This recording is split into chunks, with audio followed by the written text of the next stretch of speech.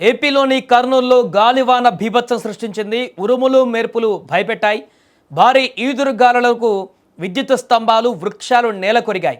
హోర్డింగులు ఫ్లెక్సీలు రోడ్డుపైన పడ్డాయి. విద్యుత్ సరఫరా నిలిచిపోవడంతో నగరంలో చీకట్లు అలుముకున్నాయి. ప్రజలు అల్లాడిపోయారు. ఇక ఈదురుగాలులకు కల్లూరు మండలము పందిపాడు వద్ద ఆటోపై విద్యుత్ స్తంభం పడ్డంతో కల్లూరుకు చెందిన ఆటో డ్రైవర్ మృతి చెందాడు. ఆటోలో ఉన్న ప్రయాణికులు త్రుటిలో ప్రమాదం నుంచి బయటపడ్డారు.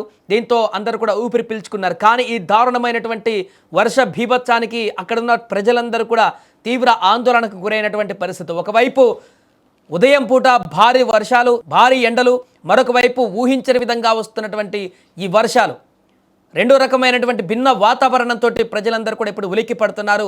ఒకవైపు మధ్యాహ్నము ఊహించని విధంగా పెరిగిపోతున్నటువంటి ఎండల తాపం ఒకవైపు అయితే, ఈ ఊహించని విధంగా వస్తున్నటువంటి వర్ష బీభత్సం, ఉరుములు మెరుపులతో వస్తున్నటువంటి ఈ భీకరమైనటువంటి ప్రకృతి ప్రకోపం మరొక వైపు. దీంతో కర్నూలు జిల్లాలో ప్రజలందరూ కూడా ఒక్కసారిగా భయాందోళనకు గురయ్యారు. అక్కడ చూస్తున్న విజువల్లో చాలా స్పష్టంగా అక్కడ గాలి తీవ్రత ఎంత వేగంగా ఉంది అనంటే చెట్లన్నీ కూడా అక్కడ అల్లకల్లోలంగా మారినటువంటి దృశ్యాలు. రోడ్డు మీద నడుచుకు వెళ్తున్నటువంటి వారికి కూడా ఆ గాలికి ఎక్కడ పడిపోతామో, ఎక్కడ గాల్లో ఎగిరిపోతామో అనేటువంటి భయాందోళన కలిగించేటువంటి వాతావరణం అక్కడ కనిపించింది. దీంతో అనేక చోట్ల విద్యుత్ స్తంభాలు పడిపోయాయి, విద్యుత్ వైర్లు తెగిపోయాయి, మిగతా కేబుల్స్ కూడా అన్నీ కూడా తెగిపోయాయి, చెట్ల కొమ్మలు కూడా విరిగిపడ్డాయి. ఈ కారణంగానే ఒక ఆటో డ్రైవర్ ఇక్కడ మృతి చెందినటువంటి దారుణమైనటువంటి ఘటన కూడా చోటు చేసుకుంది. కల్లూరుకు చెందినటువంటి ఆటో డ్రైవర్ అతను.